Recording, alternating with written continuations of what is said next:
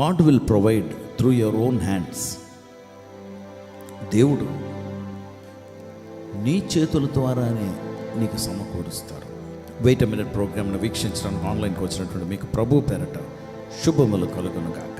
ప్రియమైన వారలారా, 40 సంవత్సరాలు ఇజ్రాయెల్ ప్రజలు ఐగుప్తు దేశం నుండి ప్రయాణమై వస్తూ ఉంటుండగా అరణ్యములోని వారికి 6 లక్షల పురుషులు, సైన్యంలో సభ్యత్వం కలిగి ఉండగలిగినటువంటి పురుషులు అన్నమాట. అంటే యంగ్ సోల్జర్స్.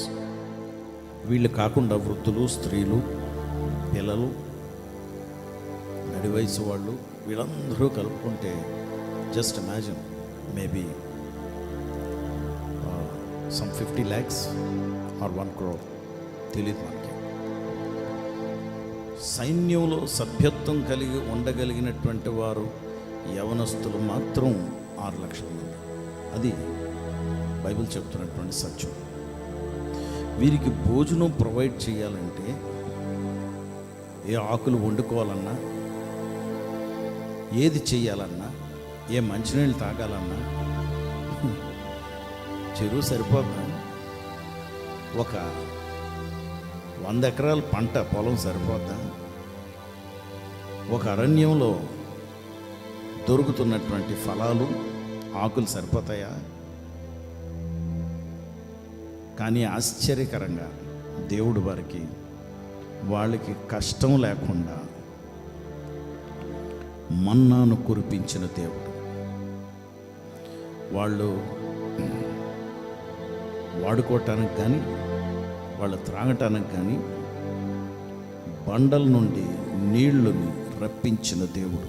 బండరాయి నుండి, బండల నుండి నీళ్ళు ఎలా రప్పిస్తారండి? ఏదైనా చేయగలిగిన దేవుడు. తన పిల్లల్ని పోషించడానికి, తన పిల్లల అవసరతలు తీర్చడానికి, భోజనం ప్రొవైడ్ చేయడానికి గాడ్ కెన్ డూ ఎనీథింగ్. కానీ ఒక సమయం వచ్చింది, ఎరుకో దాటారు, కానాను దేశంలోకి ప్రవేశించేశారు. ఆశ్చర్యకరంగా యెహోషువ గ్రంథం 5వ అధ్యాయం 12వ వచనంలో సెలవిస్తున్నారు.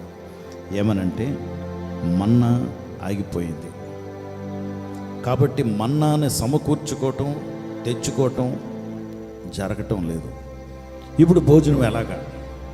ఆ దేశములో పెరిగిన పంట ద్వారా వారు భోజనము తెచ్చుకున్నారు. నిర్గమకాండంలో 16వ అధ్యాయంలో ఒక విచిత్రమైన మాట ఉంటుంది. అక్కడ వారు బానిసలుగా ఉన్నప్పుడు నైలు నది నుండి వారు కాళ్ళును వాడుకుని, అంటే దాని మీద నడిస్తే నీళ్లు పైకి వస్తాయన్నమాట. ఏదో పరికరం తయారు చేసుకుని ఉంటారు. వారు కాళ్ళు ద్వారా నైలు నది నుండి నీళ్లు పైకి తీసి అవి వారు త్రాగటానికి కానీ, వ్యవసాయానికి కానీ వాడుకున్నారు. ఇప్పుడు వారు కానాను దేశంలోకి ప్రజలు వచ్చినప్పుడు దేవుడు అంటున్నారు, మీ చేతుల ద్వారా మీరు నాటిన పంట ఫలము మీరు తింటారు అని చెప్పిన మాట ఎంత ఆశ్చర్యకరంగా. మన్నా ఆగిపోయింది, బండ నుండి నీళ్లు రావటం మానేశాయి. ఇప్పుడు వారు కష్టార్జితం వారు తింటూ మొదలుపెట్టారు. దేవుని బిడ్డలారా, దేవుడు నీ చేతి కష్టార్జితం నీకు అనుగ్రహిస్తారని ఈ మాట ద్వారా మనకు అర్థమవుతుంది. కష్టపడి నీ కుటుంబాన్ని నువ్వు పోషించడానికి ప్రయత్నిస్తున్నావు కదా. దేవుడు నీ ప్రార్థన ఆలకించి నీ కష్టార్జితాన్ని విఫలం అవ్వకుండా, ఫెయిల్ అవ్వకుండా, వేస్ట్ అవ్వకుండా అది అభివృద్ధి చేసి నీ కుటుంబానికి అది సమకూర్చే వాడిగా నిన్ను తయారు చేసి నీ కుటుంబానికి అది సమృద్ధిగా సరిపోయేలాగా చేయగలిగిన దేవుడు.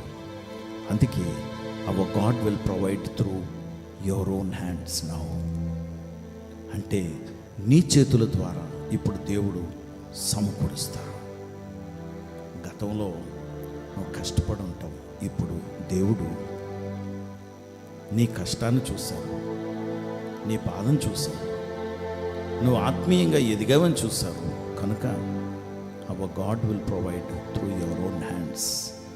నీవు చేతులతో కష్టపడినటువంటిదంతా కూడా నీకు ఫలితం దక్కేలాగా చేయగలిగిన దేవుడు. May God bless your hands.